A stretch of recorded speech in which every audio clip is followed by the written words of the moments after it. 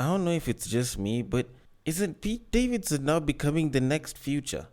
Or should we just call him the white Future? Because the number of celebrities that are saying that they have a crush on this guy after he started dating Kim K is mad.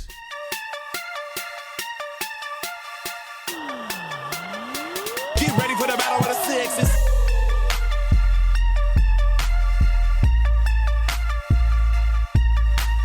I kid you not, these women are all starting to come out, and it's not even normal. And anyways, I know there's some of you that don't know who or what Pete Davidson is. So if you want to know, just go and Google who is Kim K dating right now. You'll get the results, you'll see the guy, then you can tell me if you find him attractive or not. Now, that's entirely up to you. But look at the likes of Rico Nasty, Olivia Rodrigo. Obviously, Kim K is dating him supposedly. Like, the number of celebrity babes that are coming up and saying, oh, you know, Pete Davidson is my celebrity crush. Oh, I really like Pete Davidson. Like, this guy, it's not like he even tries to act like Future. I'm even starting to wonder what it is that makes the guy so attractive. Because the guy is a comedian. He makes a fuck ton of jokes. And, I don't know. Like, he's tall, I guess. Like, it's a bit hard to understand because he just looks like a pretty simple guy with a bunch of tattoos. Like, at this point, I even want to ask him how it is that you become attractive to a lot of female celebrities. Because I don't know. Like, we were looking up to Future, and Future clearly has his level of hate. But this guy just has love. I have not seen even one article where it's like, oh, Pete Davidson is a shit person. I've never seen somebody with this clean of a track record. Because even when you look at this podcast, like, it has a track record of doing a good job of helping people, but at the same time, there's a track record of people giving it hate, calling it misogynistic, or claiming that I shame people in one way or another. Although then again, that track record isn't that big, so I might as well increase either one of the two by starting it in my very typical fashion, where I start by saying, welcome to Breakdown on West Side, your number one breakdown podcast, coming to you from Nairobi, Kenya. The man on the mic is a man who is now starting to look up to Pete Davidson. He is now the Future, not Future. He's a man who likes his women the same exact way he likes his yogurt. It is none other than your tall, dark, and mildly handsome man, Sir Denver B. The show is Battle of the Sexes, our weekly love, sex, and relationships show, where I get to talk about bare minimums from babes. Some babes won't get happy about it. At some point, they'll definitely disagree, but I'll most probably come through with a conclusion that they probably might not agree or disagree with. And because that isn't the only thing that's plaguing guys in terms of relationships, love, and sex, I'm sure there's a fuck ton more. So if there is something that you would like me to discuss on IG, it is at Breakdown on Westside. The DMs are always open. You can send your topic suggestions there. If there's a clip that you'd want me to discuss, you can send it there as well. On Facebook, it is also at Breakdown on Westside. And on Twitter, you can slide into my personal DMs, which is at Bagaka the D. And I will take it from there and I will handle it accordingly. I will discuss it. I will show you what it is that the guys feel. What it is that men would probably want to tell y'all babes, but, you know, y'all probably won't listen because, you know, y'all have your issues as well and you want us to listen. But that said, we should definitely move things on and get to the main topic. But before we get to that, there is a bit of controversial news that came up sometime last week, just before the year ended, and it was actually the Cabinet Secretary of Education here in Kenya, Professor George Magoha, who had supposedly come out to state that children from the LGBT community, or at least children who are a part of the LGBT community, should be barred from going to school. Now, that was what was being said by the news outlets. That was the report that was being given on social media and shit. But he particularly said boarding schools. Now, of course, that kind of sparked a bit of an uproar because, you know, there were some people that were like, oh, you know, it's bad. And some people were saying, oh, you know, he's doing the Lord's work. I'm guessing that was probably a Christian or a Muslim that was saying that shit. And, well, it did spark up quite a lot of controversy. Now, former BBC journalist and founder of the Bold Network Africa, Chris McKenna, or McKenna Njeri, as some of you people know from IG, came out to state that this was actually bad. Now, she came up with this entire speech about how growing up as a gay child was hard enough, blah, blah, blah. And, well, if you guys want to read the entire thing, then you can go to her IG page and check that shit out. Now, the thing that jazzed me was how she went all the way till the end and she legit said this: you don't not choose your gender identity or sexual orientation.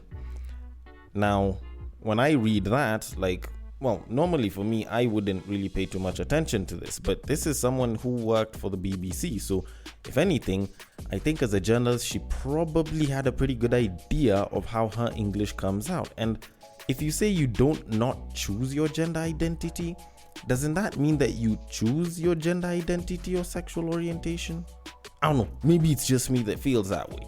Because like I feel as though she probably must have thought this through, because this was a caption that she did, and then she took this caption and she turned it into a post and then put another caption under it while she was busy talking about how she does this work for the young kids who have to go through a system that chokes their existence over something they have no control over and something they shouldn't be discriminated for. Now, if you don't not choose it, then how do you also lack control over it? Like, I don't know, that's just me. But anyways, that aside, now back to Professor Magoha's entire thing on banning it. Now, if you pay attention to the fine print, it's not that he bans the LGBT from going to schools. He just bans them from going to boarding schools. And when you kind of think about it, at least as someone who's gone through the school system, someone who's been in a boarding school, especially a same-sex boarding school, then you can kind of understand where he's coming from with this. Because if anything, I think he's actually trying to solve a problem that a lot of people do not want to accept is a very sad reality in a lot of boarding schools, because most of these boarding schools are high schools. And when most of these kids are being taken to high school, that's when puberty is hitting, that's when adolescence is hitting, that's when sexual intimacy is actually something that people are paying attention to. And if anything, if you have been to a Kenyan boarding school, most likely, the public boarding high schools, then you probably know that like a lot of the bullying that happens to the people that are new, more so the Form 1s that check in, a lot of that shit can be very brutal. Now, of course, there's the ones that will have you do the manual labor, such as going to get them the water or, giving them a shirt or them just taking your shit. But a lot of that shit can cross over into some very, very nasty shit. There's people that get raped there. There's people that are forced to give a nigga head. Like, this is shit that guys will go through when they're in high school, when they're checking into high school, and they can't really talk about it, because for you as a guy to come out, for you as a straight guy to come out and say that you are forced to give another guy head, and you're telling this to your friends, they might look at you a little bit sus. They might be like, okay, did you like it? Or at some point, they might start to feel a bit sus about you. There's some guys that were raped when they checked into high school and they can't talk about it. And such things are one of those things that people like to keep quiet about, and yet it happens quite a lot in a lot of these boarding schools. And it's not even the high schools, even some of the primary schools, because when I did boarding, mine was in primary school, and a lot of the gay shit that happened there. Like, there were people that were fucking in the bathrooms and I didn't even know about it up until like many, many years later.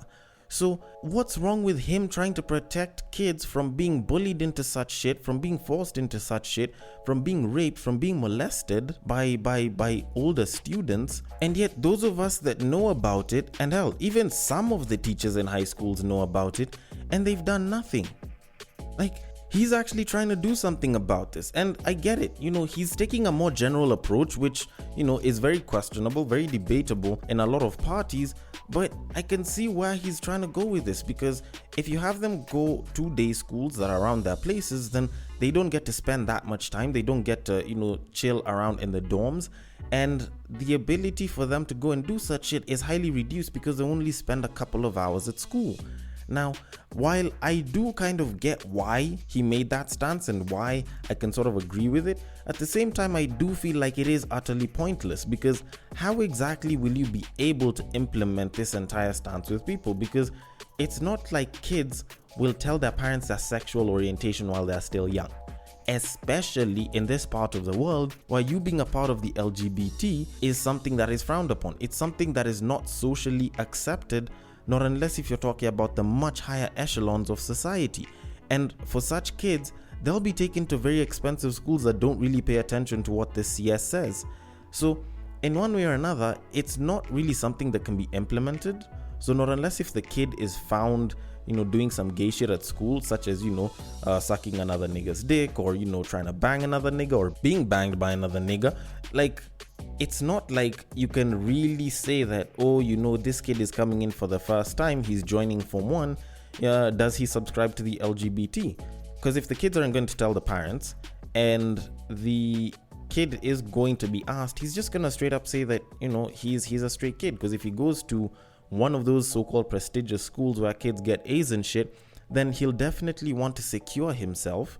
And the parents, even if they knew, it's not like they'll declare it, so they'll want to secure their kid as well. So in one way or another, it's not something that you can really say is easy to implement.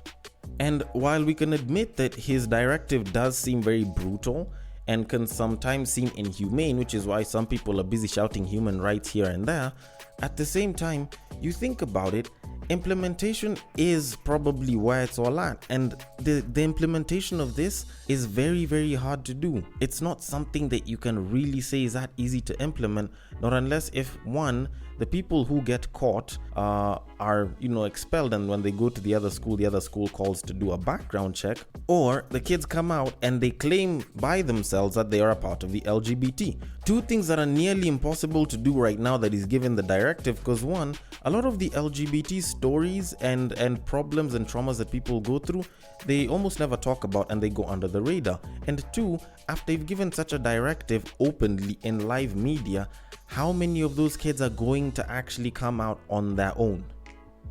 See my point? But anyways, that said, we should definitely move it on because I am not going to dwell on this for too long. So I will move it on to our main topic of today. Now, I remember a couple of weeks ago when I was busy doing Tweet Street, I did this tweet where I was busy talking about how guys will actually feel bad or feel some type of way when another guy is doing the most for his babe.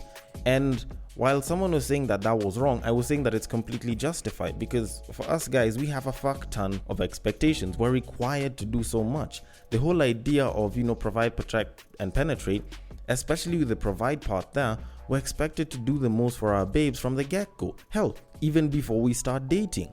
So at some point I was saying that if babes were actually expected to do as much, if babes had, roughly the same kinds of, or at least, the same magnitude of expectations, then they'd probably feel the same. Because their expectations actually aren't as many as ours when it comes to the relationship. And I said that I would discuss this a little bit later. And well, fortunately later has come. Because I do feel like it is something that we should actually talk about, especially since it is a new year. Happy New Year, by the way. I'm sure I forgot to say that right at the beginning. And this is something that I did feel like we should definitely look into, because when you actually look at it, guys have been expected to do a lot from the get-go. From the moment you're going for the date to the point where you're getting married and you have kids and shit.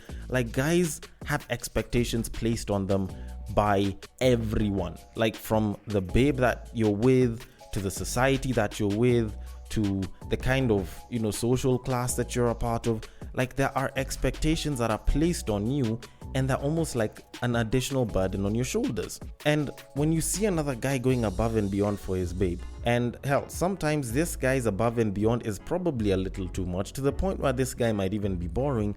And when you're feeling some type of way, then all of a sudden people are like, oh, why would you feel that way? Oh, if you feel like such a bad thing, then you don't have to do it to your shorty. But usually, more times than not, you will find that it's either the society will expect you to do that for your shorty, or your shorty will expect you to do that for them because someone else's shorty had it done for them. And that shit usually really, really brings down guys. That's something that can cause and does cause a lot of stress with guys from time to time. And at some point, you do have to think about it. For all the expectations that we get, do we really expect that much from our babes? And the answer is mostly no. Because you think about it, try and ask a guy from 20, 30 years back what it is that he expected his babe to do, his girlfriend, not even his wife, his girlfriend, and ask the nigga of today what it is that he'd expect from his girlfriend. And you realize that us guys expect a fuck ton less. And I actually didn't notice this up until I spoke to an Uber driver on my way home sometime in November. And I don't know how we ended up talking about relationships and we started comparing notes. And this guy was like, I honestly don't know how it is that you guys deal with the babes that you have right now. Cause back in my day, shit was a lot different. like shit was way better. And after listening to his side of the story, then I definitely understood. I definitely understood why he felt that way. And I think I even gave this story a couple of episodes back. So this guy was talking about how he was sort of dating two babes at the time, like back when he was in university and shit. And he used to stay on his own. But what would happen is, whenever his girlfriend would come, she'd come through, and most times he'd find that the house was a bit of a mess. There's like no food at home and shit. So what she'd do is she'd come through, she'd cook, she'd clean, hell, she'd even wash the nigga's clothes. And by the time she was done, the house is spotless. Now, she was definitely gonna come through for like a sleepover and shit. And during his time, babes weren't really having sex per se. Like, they weren't the banging type, they used to wait for marriage, then they banged. So clearly we guys of today clearly have something on them. But anyways, back to the story. So, they'd get intimate, they'd make out, they'd get all touchy and, hold each other the entire night. And the following morning, this babe would leave and bounce. And this guy would be like super appreciative and shit. And as this guy is saying that, he's like, yo, this was like back in uni and babes used to do this for guys. I don't know how the hell it is that you guys of today managed to do that. And for a quick comparison, I was talking to a homie of mine about a certain scenario, and I was like, how is it that y'all send a babe money so that she can come over to your place? You'll probably make the candlelit dinner, or you'll just make food. She eats that food. You'll sit and watch your Netflix. After she's eaten, you'll probably bang, of which the energy that is gonna be exerted is at least 80 or even 90% coming from you. And after that, y'all are gonna sleep, or she's gonna go and take a shower, then y'all are gonna sleep, and then she's gonna wake up in the morning, look at you and be like, so what's the plan for breakfast? And the guys were like, well, yeah, that happens. Oh, it's a shorty, and she came through, you have to treat her nice. And I'm sitting back, I'm like, nigga, what the fuck? Like, this is why I subscribe to Netflix and chill over dating. Like, I'd rather you guys do a Netflix and chill than go on a date. Because you think about it, this babe, like, now imagine you've given her breakfast, she's just gonna get up and bounce. Like, at what point have you gotten something as a guy? Because you think about it, this babe literally just availed herself, and she's gotten all of this treatment. And you ask the guys, what is it that you guys expect from the babe? And these guys are like, oh, as long as she gives me peace, as long as she's supportive and she's caring, then it's okay. And I'm like, bruh, that shit can be faked. And for the most part, I don't know, I feel like that's a lot easier to do. Like, us guys are expected to pay bills here and there. If we go to the club with her, whether or not we're dating, the fact that I went to the club with her, if some shit goes down, I'm supposed to protect her. And of course, the penetration is there, and I have to make sure I do a good job. So why is it that I'm getting so little for all it is that I give? Because I'm expected to start performing my roles of the 3 P's of provide, protect, and penetrate from before we even start dating, all the way till I die, if we get married or we don't. So either way, I'm expected to do all of this work. But it's like babes don't get any of that shit. They're not expected to do the dishes. They're not expected to clean up the house. They're not expected to be a homemaker. So in a sense, it's like their duties are saved all the way till like farther on into dating, up until probably even marriage. So the questions that I have is, one, is it that we've given the babes too much leeway? Is it that we're the ones to blame as guys? Because I can get it, to a certain degree, like, us guys might actually be the ones to blame, because there's like a 15-20% of guys that's gonna be banging like 80% of the babes, and obviously guys want to get some. So probably some of these guys are giving it up a little too easy. So as long as the babe can come through and he can get that smash, he's willing to do anything for it. So I would say to a certain degree that guys are to blame, because we've given them too much leniency, we've given them too much leeway. We're simply okay with the fact that, they can let us smash, and they tell us that they love us every so often over the phone, and, maybe the good morning or the good night text. Because honestly, I feel like babes should be doing more. Like, after I listened to that guy's story, and that guy is like 43 years old. He's been married like a little over 10 years and shit. But like, this guy, after listening to his stories, I'm like, I think babes need to start doing more. They genuinely do need to start doing more. And I'm sure there's a bunch of babes that are gonna be looking at it as, oh, that kind of servitude I can't. Oh, am I a servant? Oh, am I a slave? And they want to reserve that shit for when they get married. But I'm looking at it and I'm like, y'all expect me to pay the bills when we go out on a date. Y'all expect me to protect you. Y'all expect me to do that penetration and do the job right. Like, what if I gave half the dick? Would that be okay? Because, you might say that what it is that I'm doing is minuscule, it's small, and you can probably handle that yourself. But you guys still expect me to do it. And because you expect me to do it, is it wrong that I expect you to do a little bit more? Is it wrong that I expect you to at least go and do the dishes after we've had a meal? Like, is that a little too much to expect? Because even when I go to my homies' places, like, I always try to help out. Yes, I might not be involved in the cooking, but if we need to do a bit of cleaning, I'm down. I'm down to help out. And these are my homies, and we're the ones that always say bros before hoes. So if we're down to help our homies when we go to their places, and a babe is coming to our place, is it too much for us to say, you know what? How about we ask these babes to do a little bit more? Like, we don't expect you to necessarily wash all our clothes or clean up the house and shit, but can you at least do the dishes, and maybe if you slept over, make breakfast?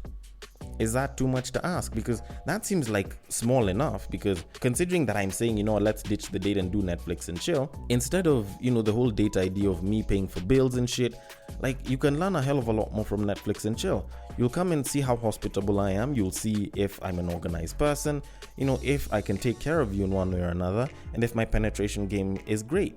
And while you're busy learning all of that shit, clearly I could buy the food and, I can take care of the house and shit. So how about you show that you can be a homemaker? After we've eaten, go do the dishes. Or, at some point, go do the dishes. When you wake up in the morning, instead of looking at me and asking how breakfast will be done, or if we should order in with my money, how about you decide to go and make breakfast yourself? Because it's simple. Maybe a couple of eggs, even some bread and tea. Like, I'm sure guys will be super appreciative of that shit. And obviously, we should aim higher, probably get, an English breakfast and shit. Or, like a full plate of some properly made food, considering that you got properly fucked the previous night, Like, that seems like it's something that might actually make a lot more sense. Because when you think about it, like, what babes consider to be bare minimum is, a certain list of expectations that guys can hit but sometimes fall short on. But the bare minimum that we give for them is even below, like, bottom level. Like, it's literally just pipe and emotional support. Like, we should definitely start asking for some more shit. So, in conclusion, let me just say this. I blame the homies. I blame the guys that want sex so much that they're willing to give everything up and make sure that she does nothing just so that they can get the pipe. I blame y'all for messing up the dating market and giving us babes who have such low expectations, because if we expected more from babes, then a lot more of them would step up. And to the babes, I'm sure there's some of y'all that are listening to this. Y'all do need to start stepping up. How can you make yourself seem like girlfriend or wife material if all you do is literally just go sit and watch this guy do every single thing that you probably could be doing for him for you and then just get fucked? Like, y'all need to start bringing more to this shit. Because at the end of the day, the relationship isn't about making you happy. It's not just you that's supposed to be made happy. And don't let some simp nigga make it seem that way. The relationship is about the both of you coming together to actually make shit better for each other and finding happiness in it. But then again, maybe there's a bunch of babes that will still pander around to this shit. And maybe there's a couple of guys that will still send that transport money. So I want your thoughts on this. Maybe I'm right, maybe I'm wrong. The DMs are open. On IG, it is at Breaktime on Westside. On Facebook, it is also at Breaktime on Westside. And on Twitter, you can slide into my personal DMs, which is at Bagaka the D. Thank you so much for listening. Happy New Year to each and every one of you. If you are listening through Castbox, feel free to drop your thoughts and comments below, and I will attend to them accordingly. If you are using an app which allows for ratings and reviews, a rating and or review will be highly appreciated. And I will catch you guys on the next break.